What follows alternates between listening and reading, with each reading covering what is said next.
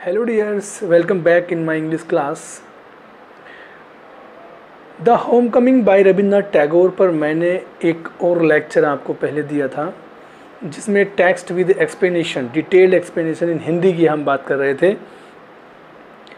और लेक्चर 1 में मैंने बताया था कि किस तरह से फाटिक चक्रवर्ती के मामा बिशंबर की एंट्री होती है और कैसे बेशर्मी से एक तरह से फाटिक उनको रेस्पॉन्ड करता है जब वो उनसे पूछते हैं कि चक्रवर्ती परिवार कहाँ रहता है। चूँकि माखन के साथ उसने बदतमीज़ी की है और माखन ने हालांकि उसकी पिटाई की है फाटिक की, लेकिन फिर भी माखन वापस अपने घर चला गया है अपनी माँ से शिकायत करने के लिए। तो वो फाटिक के दिमाग में, जहन में एंटिसिपेशन है, कुछ पूर्वानुमान है कि वो घर जाएगा और उसकी पिटाई होने वाली है।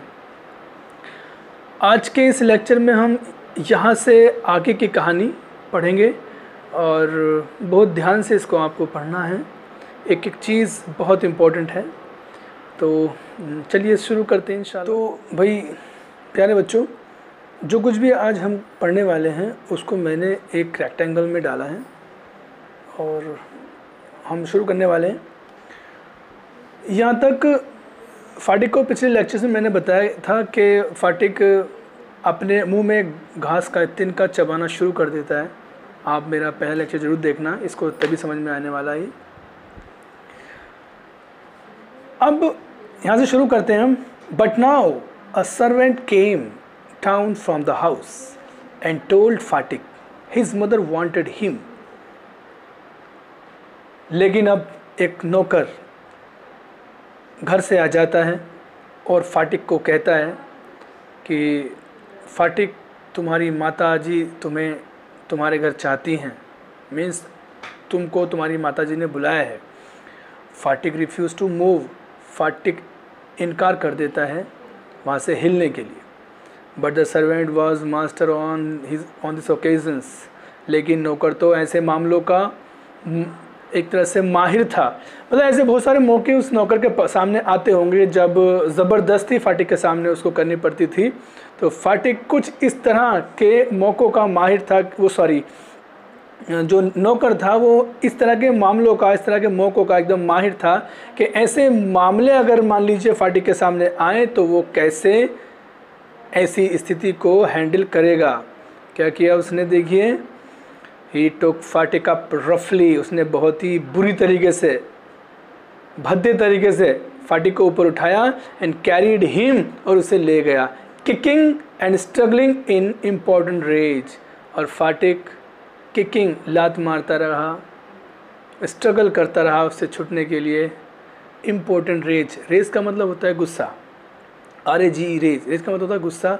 उसने गुस्से में, इम्पोर्टेंट का मतलब बिल्कुल निष्क्रिय, निष्प्रभावी, यानी बिना किसी काम की। यानी वो गुस्सा कर रहा था, वो बच्चा गुस्सा कर रहा था, फाटिक गुस्सा कर रहा था, लेकिन उसका गुस्सा किसी काम का नहीं था। When Phatik came into the house, जब फाटिक घर के अंदर आया, हिज मदर सॉ हिम, उसकी माता ने उसे देखा। शी कॉल्ड आउट एंग्रीली, वो बहुत चिल्लाई जोर से, नाराज़गी से उसकी तरफ चिल्लाई और कहा क्या, so you have been hitting Makhan again. वैसे ही तुम जैसे पहले मारते आए हो माखन को, वैसे ही फिर से तुम मारने लगे फाटिक को, माखन को, सॉरी। फाटिक आंसर्ड इंडिग्नेंटली, फाटिक ने गुस्से से जवाब दिया, no I haven't, who told you that, नहीं, मैंने नहीं मारा फाटिक को, मैंने नहीं उसको परेशान किया। आपको किसने बोला? इस तरह से फाटिक कोशिश कर रहा है अपनी, हालांकि वो सही बोल रहा है, लेकिन उसकी बात देखिए मानी नहीं जाएगी, कोई भी व्यक्ति उसको समझेगा नहीं। हिज मदर शाउटेड, उसकी माँ चिल्लाई, डोंट टेल लाइज, झूठ मत बोलो। You have means you have been fighting with Makhan again, तुमने फाटिक से, माखन से लड़ाई की है, तुम झूठ बोल रहे हो। डोंट टेल लाई, तुम झूठ मत बोलो। क्योंकि फाटिक तो मालूम था फाटिक को कि ऐसे स्थिति उसके सामने आने वाली है। फाटिक सेड सडनली, फाटिक ने तुरंत कहा, I tell you I haven't, मैं आपको बता रहा हूँ मैंने उसको नहीं मारा है। यू आस्क माखन, आप माखन से पूछ लीजिए। But Makhan thought it best to stick to his previous statement, लेकिन माखन ने सोचा कि जो वो स्टेटमेंट पहले दे चुका है उस स्टेटमेंट से चिपके रहना, उस पर डटे रहना बेहतर होगा उसके लिए, नहीं तो उसका झूठ पकड़ा जाएगा। ही सेड, उसने कहा यस मदर, हाँ माता जी, फाटिक डिड हिट मी, फाटिक ने मुझे मारा ही है। देखिए सेंटेंस है फाटिक हिट मी, ऐसे नहीं बोला, केवल इतना होता फाटिक हिट मी तो इसका मतलब होता फाटिक ने मुझे मारा है, लेकिन सेंटेंस में डिड का इस्तेमाल किया गया, अफर्मेटिव सेंटेंस में डिड का इस्तेमाल किया गया, यानी बात को प्रभावपूर्ण तरीके से जोर लगा करके कहा जा रहा है हाँ इसने मारा तो है, मारा तो था इसने, कुछ इस तरह से उसने बोला। इस सेंटेंस को ऐसे बनाते हैं हम, फाटिक डिड हिट मी का मतलब होता है फाटिक ने तो मुझे मारा था, हाँ मारा तो था उसने, मतलब बात को वो प्रभावपूर्ण तरीके से जोर के साथ बोल रहा है। फाटिक्स पेशेंस वॉज ऑलरेडी एग्जॉस्टेड, फाटिक का धैर्य, उसके जो अभी तक उसने वो धैर्य किससे काम ले रहा था, अब उसका धैर्य जवाब देने लगा, यानी अब पहले ही एग्जॉस्टेड मतलब सूख गया। जो अंदर फाटिक के अंदर जो एक तरह से एक पेशेंस था, जो उसका सब्र था, अब वो सब्र ख़त्म हो गया, अब उसका सब्र का बांध टूट गया। He could not hear this injustice, वो ऐसा अन्याय नहीं सुन सकता था। He rushed at Makhan and hammered him with blows, वो तेज़ी से दौड़ा माखन की तरफ और हैमर्ड हथौड़े की तरह से उसने घुसे माखन पर बजा दिए। हैमर याद आया ना, 2.5 किलो का हाथ, वही वाला, ये हैमर की तरह से घुसे अपने भाई पर बजा दिए उसने। Take that, he cried, and that for telling lie, ये ले और ये झूठ बोला इसके लिए ये ले, इस तरह से उसने घुसे अपने भाई पर बजा दिए। His mother took Makhan's side in a moment and pulled Fatik away. उसकी माता जी ने माखन को एक साइड किया, एक क्षण में एक साइड किया और फाटिक को दूर धकेल दिया। Beating him with her hands, उसे अपने हाथों से पीटना शुरू कर दिया। When फाटिक पुश्ड हर, जब फाटिक ने उनको भी धकेल दिया, एक साइड धकेल दिया, शी शाउटेड आउट, वो बहुत तेज से चिल्लाई, what you little villain, would you hit your own mother, क्या बदमाश, छोटे मोटे बदमाश, क्या तू अपनी माँ को भी मारेगा, ऐसा वो कहते हैं। It was just at this critical juncture that the grey heard stranger arrived, ये बिल्कुल इसी क्षण, इसी मौका, ये इसी नाजुक क्षण में जो ग्रे हेयर्ड मैन यानी बिशंबर दास, जो फाटिक के मामा थे, जो रिवर बैंक पर उसको मिले थे, वही अधेड़ उम्र के आदमी, वो अजनबी आ जाते हैं। He asked what the matter was, और उन्होंने पूछा क्या मामला है, ये बात उन्होंने पूछी। फाटिक लुक्ड शीपिश एंड असेम्ड, फाटिक ने उनको देखा, वो भयभीत हो गया, उसको बहुत शर्मिंदगी महसूस हुई। शीप बिल्कुल भेड़ की तरह से वो एकदम दब्बू सा हो गया, और अशेम्ड, और वो बहुत शर्मिंदगी उसने महसूस की कि यार पता नहीं अब और क्या होने वाला है, इस आदमी के साथ तो मैं बदतमीजी कर चुका हूँ। But when his mother stepped back and looked at the stranger, her anger was changed to surprise. लेकिन जैसे ही उसकी माँ ने अपना कदम पीछे हटाया और उस अजनबी की तरफ देखा, तो उसका गुस्सा बदल गया सरप्राइज में, आश्चर्य में। क्योंकि शी रिकोगनाइज्ड हर ब्रदर, देखिए फॉर का अर्थ क्योंकि भी होता है और के लिए भी होता है। यहाँ पर फॉर का अर्थ है क्योंकि, कंपाउंड सेंटेंस है, ये हम आगे पढ़ेंगे ग्रामर के पोर्शन में। For she recognised her brother, क्योंकि वे अपने भाई को पहचान लेती हैं। एंड क्राइड, और वो चिल्ला उठती हैं, why dada, where have you come from, अरे दादा क्यों, कहाँ से आप आए हैं। देखिए, जितने भी बंगाली लोग होते हैं वो बड़े भाई को दादा बोलते हैं। आपको ध्यान होगा सौरभ गांगुली को दादा बोला जाता है, दादा। तो जितने भी बंगाली लोग होते हैं, भाई साहब, हमारे यहाँ यूपी के अंदर भाई साहब, भाईजान, ये भैया जी, ये प्रचलन में है। लेकिन बंगाली लोग, कलकत्ता में बंगाली लोग भाई साहब को, भाईजान को, भैया को दादा कहते हैं। अरे दादा आप कहाँ से आए, ऐसा उन्होंने बोला। As she said these words, she bowed to the ground and touched his feet. और जैसे उन्होंने जब ये शब्द बोले तो वो ये शब्द बोलते हुए झुकी और ज़मीन पर झुकी और उन्होंने अपने भाई के पैरों को छुआ। Her brother had gone away soon after she had married and he had started business in Bombay. उनके भाई, जब फाटिक की मम्मी की शादी हुई थी उसके तुरंत बाद ही वे बम्बई चले गए थे और वहाँ पर उन्होंने अपना बिजनेस सेटअप कर लिया था। His sister had lost her husband while he was in Bombay. और जब वे बॉम्बे में थे, पहले असल में मुंबई का नाम बॉम्बे था, जब वे बॉम्बे में थे तभी उसी दौरान फाटिक की मम्मी के हस्बैंड की डेथ हो चुकी थी। Bishambar had now come back to Calcutta. देखिए यहाँ पे कलकत्ता, आज का नाम कोलकाता, ये पुराना नाम है कलकत्ता। दिसंबर अब कलकत्ता वापस आ गए थे। And had at once made inquiries about his sister, और उन्होंने अपनी बहन के बारे में इंक्वायरी की। He had then hastened to see her as soon as he found out where she was. और जैसे उनको पता लगा कि वो कहाँ रहती हैं, तुरंत ही वो हैसन, बहुत जल्दी करके वो अपनी बहन से मिलने के लिए आ जाते हैं। The next few days were full of rejoicing. अगले कुछ दिन बहुत ही आनंद से भरे हुए रहते हैं।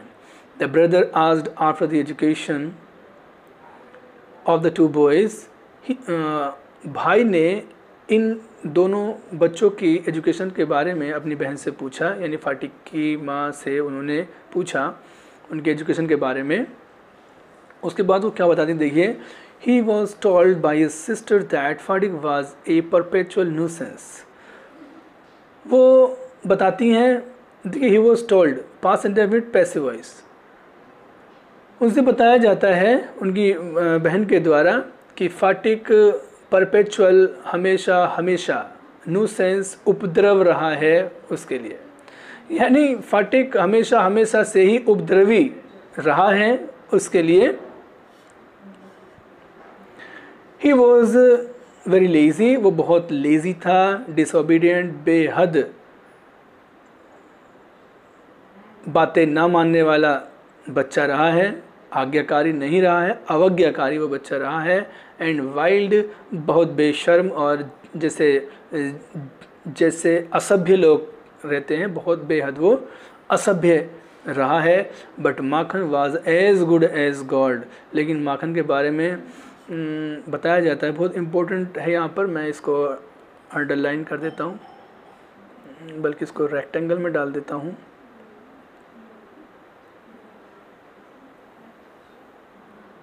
Excuse me.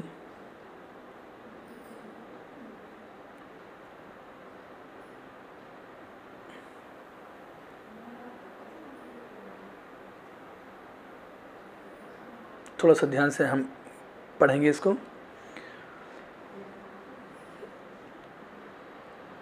Yes, but Makhan was as good as gold, बताते हैं, लेकिन माखन इतना खूबसूरत था, इतना अच्छा था जितना कि सोना होता है। As quiet as a lamb, मेमना होता है, भेड़ का बच्चा। क्वाइट मतलब शांत। देखिए, क्वाइट की स्पेलिंग है QUIET, क्वाइट मतलब शांत। एक वर्ड होता है QUITE, क्वाइट, इसका मतलब होता है बिल्कुल, ये है as quiet as a lamb, वो एकदम मेमने की तरह से शांत था। And very fond of reading, और बहुत ज़्यादा शौकीन था वो पढ़ने का। Bishambar kindly offer to take Phatik off his sister's hands and educate him with his own children in Calcutta। अब बिशंबर अपनी बहन को एक ऑफ़र देते हैं कि वो फाटिक को अपने साथ कलकत्ता ले जाएंगे और फाटिक को वहीं पर वो शिक्षित करेंगे अपने बाकी के बच्चों के साथ में। The widowed mother readily agreed, और उस विधवा माँ तुरंत, वह विधवा माँ तुरंत ही अग्री हो गई, रेडी हो गई इस बात पर। When his uncle asked Fatik if he would like to go to Calcutta with him, जब उसके मामा ने फाटिक से पूछा, फाटिक के मामा ने फाटिक से पूछा कि क्या वो जाना पसंद करेगा कलकत्ता उसके साथ, तो his joys knew no bounds, तो उसके आनंद की सीमा ना रही। And he said, और उसने कहा, oh yes uncle, हाँ हाँ अंकल, बिल्कुल, in a way that made it quite clear that he meant it। कुछ इस अंदाज में उसने कहा, हाँ हाँ हाँ हाँ मामा क्यों नहीं, मैं जाऊँगा, कि उसकी इस बात से ये जाहिर हो गया कि हाँ he really wants to go to Calcutta with him, वास्तव में वो उनके साथ कलकत्ता जाना चाहते हैं। It was an immense relief to the mother to get rid of Fatik। फाटिक से छुटकारा पाने की बात माँ के लिए बेहद रिलीफ देने वाली थी, बहुत ज़्यादा, इमेंस, व्यापक, बहुत ज़्यादा रिलीफ, सुकून देने वाली थी कि कम से कम फाटिक से छुटकारा मिलने वाला है। She had a prejudice against the boy, वैसे वो उस बॉय के, उस लड़के के प्रति एक पक्षपातपूर्ण दृष्टिकोण रखती थी, यानी फाटिक के प्रति वो थोड़ी सी पक्षपातपूर्ण दृष्टिकोण रखती थी। And no love was lost between the two brothers, लेकिन दोनों भाइयों के बीच में प्यार समाप्त नहीं हुआ था, प्यार कम नहीं था, दोनों भाइयों के बीच में मोहब्बत कम नहीं थी। She was in daily fear that he would either drown Makhan some day in the river, वो रोज़ रोज़ इस बात से डरी हुई रहती थी कि वो या तो माखन को किसी न किसी दिन रिवर में डुबा देगा, नदी में डुबा देगा, और break his head in a fight, या किसी न किसी दिन लड़ाई में उसका हेड को, उसका सर को फोड़ देगा, और run him into some danger और अदर, या उसे किसी खतरे में डाल देगा या किसी और खतरे में डाल देगा। At the same time she was somewhat distressed to see Phatik's extreme eagerness to get away, लेकिन साथ ही साथ उन्हें थोड़ी सी डिस्ट्रेस्ड फील होती है, थोड़ी सी बेचैनी सी महसूस होती है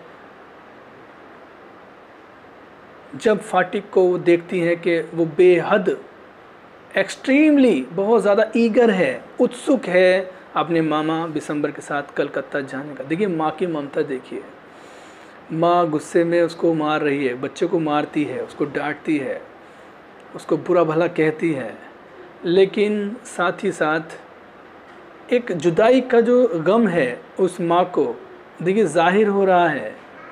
वो नहीं चाहती है, अंदर से तो चाहती है कि वो उनके बच्चे एजुकेट हों, लेकिन साथ ही साथ एक विदाई का दर्द उसको, एक टीस उसको महसूस होती है। यही माँ है। अब देखिए Phatik as soon as all was settled kept asking his uncle every minute when they were to start। अब देखिए एक बच्चे की साइकोलॉजी देखिए आप, यहाँ से साइकोलॉजी चलेगी। अभी फाटिक अपने घर है और अपने घर होते हुए वो जाना चाह रहा है कलकत्ता। उसके मन में रात दिन यही ख्याल चलता रहता है कि मैं कलकत्ता कब जाऊँगा। जैसे चीज़ें सेटल होती हैं, फाटिक बार बार अपने मामा से ये पूछता रहता है, मामा हम कलकत्ता कब जा रहे हैं। यानी he eagerly wants to leave his home village, अपना घर वाला मतलब विलेज छोड़ना चाहता है, बिल्कुल शिद्दत से वो छोड़ना चाहता है। And he want to settle in Calcutta में वो सेटल होना चाहता है अपने मामा के साथ। देखिए एक साइकोलॉजी अभी यहाँ पे, अभी इस गांव में है, लेकिन जब वहाँ जाएगा तो उसकी उम्मीदें पूरी टूट जाएंगी। देखिए he was on pins and needles all day long with excitement and lay awake most of the night.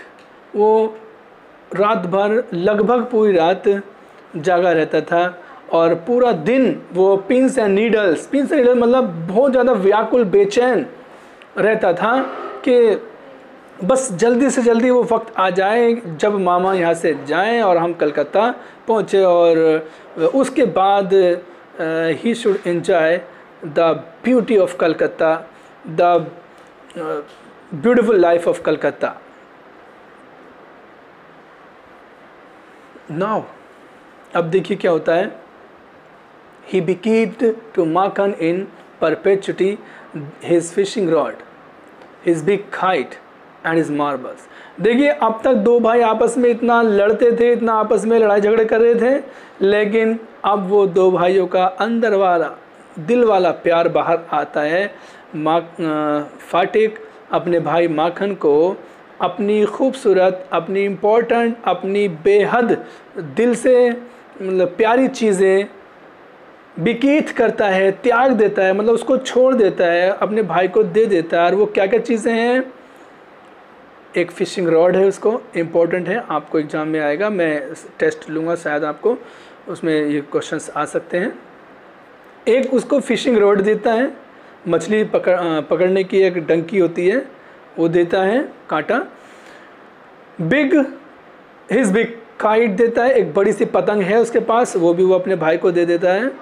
And his marbles, और उसके कुछ कंचे. बचपन में कंचे खेले आप लोगों ने? आजकल के बच्चे कम खेलते हैं, हमने बहुत कंचे खेले थे बचपन में, यही गेम हुआ करते थे. Actually in our childhood there were no smartphones and computers as well, you know. तो उस वक्त कागज़ की किश्तियाँ बनाना, कंचे खेलना, गिल्ली डंडा खेलना, these were our favourite games and sports. तो उसने अपने फेवरेट जो चीज़ें थी ये अपने दुश्मन, एक तरह से मैं कहूँगा दुश्मन भाई को दे दिए. देखिए यहाँ पे मैं एक बात कहना चाहूँगा, भाई भाई का प्यार, बचपन का प्यार, बचपन की लड़ाई बेहद इम्पोर्टेंट होती हैं. ये चीज़ें, वो प्यार की बातें, वो लड़ाई की बातें जब हम बड़े हो जाते हैं, मैच्योर हो जाते हैं, वो बात उस वक्त हमें बहुत याद आती हैं. यहाँ भी कुछ ऐसा ही हो रहा है. फाटिक अपने भाई को अपनी हर दिल अजीज़ चीज़ें दे देता है. आगे देखिए, Indeed at this time of departure his generosity towards Makhan was unbounded. वास्तव में उसकी उदारता अपने भाई के प्रति, माखन के प्रति बेहद अनबाउंडेड हो जाती है, असीम हो जाती है, बिल्कुल एक तरह से लामहदूद हो जाती है. लामहदूद का मतलब होता है with no limit. When they reached Calcutta, अब देखिए फाटिक कलकत्ता आ जाते हैं. When they reached कलकत्ता, जब ये कलकत्ता पहुंच गए तो Phatik made the acquaintance of his aunt for the first time. Phatik की पहली बार जान पहचान अपनी आंटी, अपनी मामी से होती है. एक्वेंटेंस का मतलब होता है जान पहचान, परिचय. She was by no means pleased with his unnecessary addition to his family, to her family. उनकी फैमिली में एक अननेसेसरी, अनावश्यक सी का मतलब एडिशन, एक बढ़ोतरी, एक वृद्धि हो गई. यानी एक आदमी, एक बच्चा और बढ़ गया उनके परिवार में.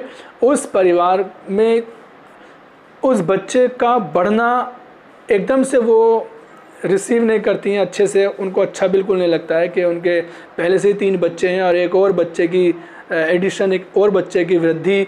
तो ये चीज़ उनको बहुत ज़्यादा अच्छी नहीं लगी. शी वॉज नॉट प्लीज्ड, वो इस चीज़ से खुश नहीं थी. She found her own 3 boys quite enough to manage without taking anyone else. अरे उनके पास तो पहले से 3 बच्चे हैं, उनको मैनेज करना उनके लिए बहुत मुश्किल काम है. शहर की बात है, देखिए शहर की औरतों के बस की थोड़ा सा कम होता है ज़्यादा बच्चों को मैनेज करना. एक्चुअली गांव में तो 10, 12, 14 भी आराम से पल जाते हैं, लेकिन शहर के अंदर 3 बच्चे पहले से ही, एक और चौथा मियाँ बीवी, वो सब मुश्किल हो जाता है. यहाँ पे देखिए शहर के लोगों की क्या मेंटालिटी होती है, यहाँ पे राइटर ही भी बताना चाहते हैं. and to bring a village lad of 14 into their midst was terribly upsetting. 3 बच्चे पहले से ही उनके ऊपर एक तरह से एक वो बोझ सा महसूस कर रही हैं कि बहुत मुश्किल है उनको मैनेज करना। देखिए सेंटेंस पर ध्यान दीजिए, मैनेज करना बहुत मुश्किल है 3 बच्चों को, और एक और उस पर वृद्धि हो जाती है। यानी एक बड़ी सी फैमिली हमारे पास पहले से ही है, और उस पर भी गांव का 14 साल का लड़का, जी गांव का 14 साल का लड़का जो बिल्कुल अनएजुकेटेड है, अनपढ़ गंवार टाइप है, गांव के तौर तरीके उसके पास हैं, ऐसे लड़के का सामना करना टेरिबली अपसेटिंग, बेहद दुखी कर देने वाला, परेशान कर देने वाला, बल्कि गुस्सा दिलाने वाला ये हो जाता है। Bishambar should really have thought twice before committing such an indiscretion. ऐसे इंडिस्क्रिशन मतलब कोई ऐसा काम जो हमने बिना विवेक से किया हो, अविवेकपूर्ण काम। बिशंबर की पत्नी को ऐसा लग रहा था कि बिशंबर अपने भांजे को शहर में पढ़ाने के लिए लेके आया है, तो ये चीज़ उसने विवेक से नहीं किया, ये फैसला अविवेकपूर्ण काम है। उनकी नज़रों में बिशंबर को 2 बार, ट्वाइस का मतलब 2 बार, बिशंबर को 2 बार कम से कम सोचना चाहिए था कि वो कर क्या रहे हैं। Got it? Yes. अब देखिए यहाँ से हम नेक्स्ट लेक्चर में हम ये चीज़ पढ़ेंगे, क्योंकि थोड़ी सी बड़ी हो जाएगी ये video, and to watch a very big video it is very difficult for a person to watch continuously, so I cut it right now. यहाँ से मैं नेक्स्ट लेक्चर में आपको बताऊँगा, और ये एक बेहद ख़ूबसूरत तरीके से साइकोलॉजी बयान की जाएगी। यहाँ पर एक 14 साल के लड़का, 14 साल का लड़का या लड़की, यानी ये उम्र 14 साल की जो होती है किस तरह से अच्छी होती है, किस तरह से ख़राब होती है। गुरुदेव रविन्द्रनाथ टैगोर की नज़र में ये क्या चीज़, किस तरह से लाइफ होती है, इसको हम अगले लेक्चर में पढ़ेंगे। तब तक कीप वॉचिंग, थैंक यू।